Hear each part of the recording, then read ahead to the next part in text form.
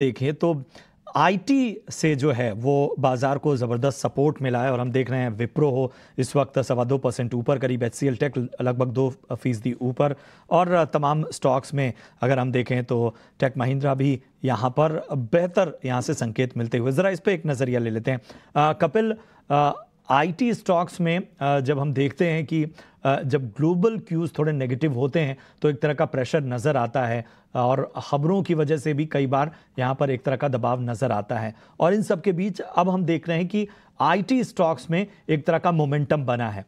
क्या कहेंगे?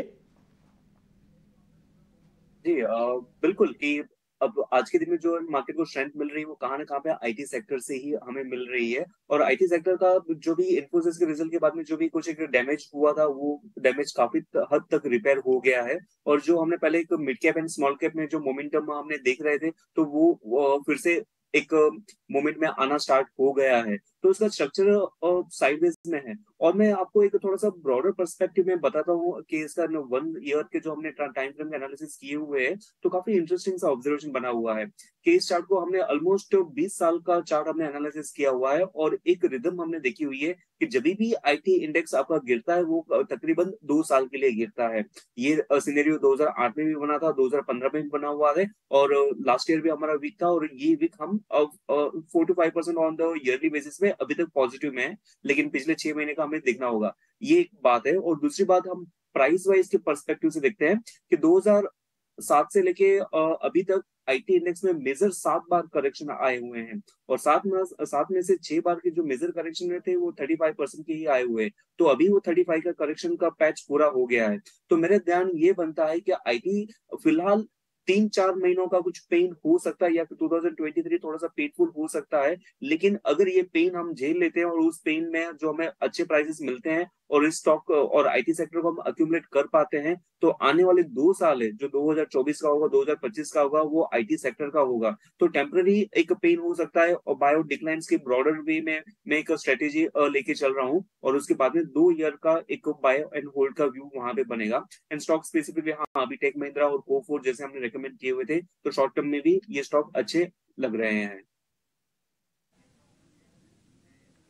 ओके तो शॉर्ट टर्म में ये स्टॉक अच्छे लग रहे हैं। ये है व्यू आईटी स्टॉक्स पर, लेकिन इस बीच कुछ मिड कैप आईटी स्टॉक्स के भी नंबर आ रहे हैं, वो भी आपके सामने की करके रखेंगे। थोड़ी देर पहले न्यूक्लियस सॉफ्टवेयर ने अपने नतीजे घोषित किए। नतीजे बेहद ही कमज़ोर, स्टॉक आ चुका है अब 8% नीचे। नतीजों की बात करें और यहाँ पर मंदार आप सजेस्ट करिएगा क्या करें चार्ट्स पर, क्योंकि स्टॉक अब 100 अंक नीचे गिर गया है। न्यूक्लियस सॉफ्टवेयर में मुनाफा भी घटा है, 68 करोड़ से घटकर 54 करोड़ का आया है। आय में बहुत ही मामूली हल्की बढ़त देखने को मिली है। मार्जिन आधा हो चुका है कंपनी का, 18.7% से माफ़ कीजिएगा, ये 18.7% से घटकर 9% के मार्जिन के फिगर्स यहाँ पर आए हैं। एबिटा में भी गिरावट दर्ज हुई है। वाई नंबर्स हम आपके स्क्रीन पर चला रहे हैं। न्यूक्लियस सॉफ्टवेयर 8% नीचे इस वक्त कारोबार कर रहा है। मंदार, जिनके पास है न्यूक्लियस सॉफ्टवेयर, नतीजों के बाद क्या करें? नतीजे तो बहुत ही खराब हैं। अभी एग्जिट करने की राय देंगे स्टॉक से? 100 अंक टूट चुका है स्टॉक।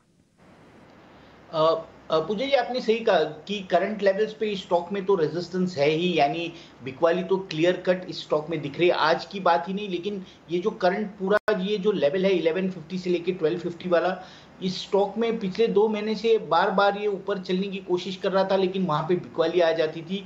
तो अगर किसी के पास अगर होल्डिंग है इस स्टॉक का तो मुझे लगता है प्रॉफिट बुकिंग कर लेना चाहिए।